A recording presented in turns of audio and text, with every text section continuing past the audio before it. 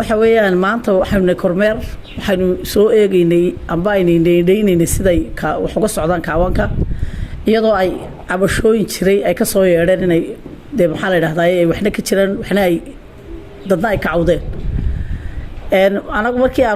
markii imika ugu dambeysay imika run ahaantii isbedel weyn baa u dhaxeeya aad bay u dadaaleen maandeeq wax badan way isku dayeen inay hagaajiyaan maanta sidoo hore aad iyo aad bay ugu wanaagsan tahay baabuurta maanta hilibka qaadaysa kuwii hore maaha kaawaanka way weyneeyeen sidoo dhiijigu xusay intii dadaalkooda ahayd way aad iyo aad bay u dadaaleen waxa weeyaan xoolaha marka la yiraahdo 3 meelood ay ka kulantaa wasaaradda xanaanada xoolaha oo ka wakiila oo iyadu mas'uuliyadii qaranka u haysa maandeeqo iyada laftigeeda ganacsataa oo maxaa la yiraahdaa sifaan iyo hawlahan iyo halkan balaadhay inuu joogno leh oo dawladda hoose iyaduna dhinaca ka soo gashaa iyo nafaqo oo dadkii xoolahan lahaayay iyagu ka wakiilka marka saa loo eego waa 4 waaxood oo waaweyn 4 baadhan oo waaweyn weeyaan waxaynu u baahanahay inaynu maxaa dhiman niraahno adduunyaduna dhinaashiibo mooydo adduunyada iska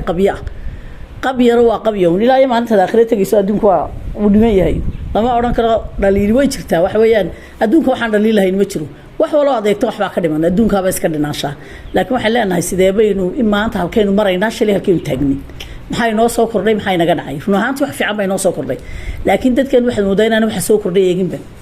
qof isaguba hadduu maanta loo dhiibo halka yimaada aan gaari karaynin halka uu doonayo oo waxa adiga ka dhiman darkaysa isaguba aanu buuxin karay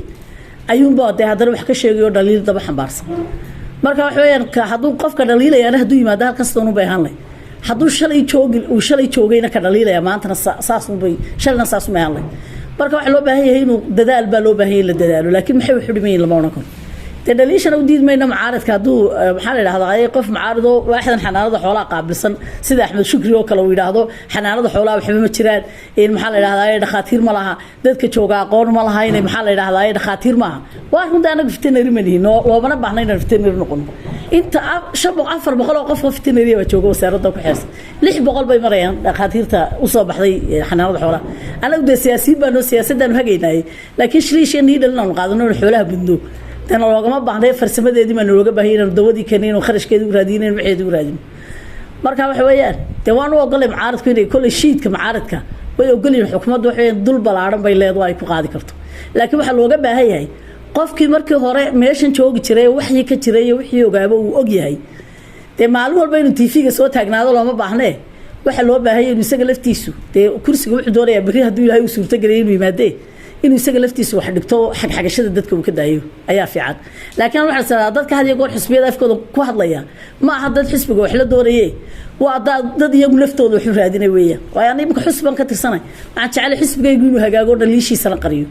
hadal xulo kulmiye wax ka kaxeeyeen aan meel ka yiraahdo ma doonayo laakiin waxa doonay mid wax soo jiidayna dhaahdo wuxuu baan leeyahay saaxiibkeen Axmed Shukri wasaaradda in badan baad joogtay oo waayaheediyo xaaladaheeda baad la socotay in badan waad ka mushahar qaadanaysa in badan waad u shaqeynaysa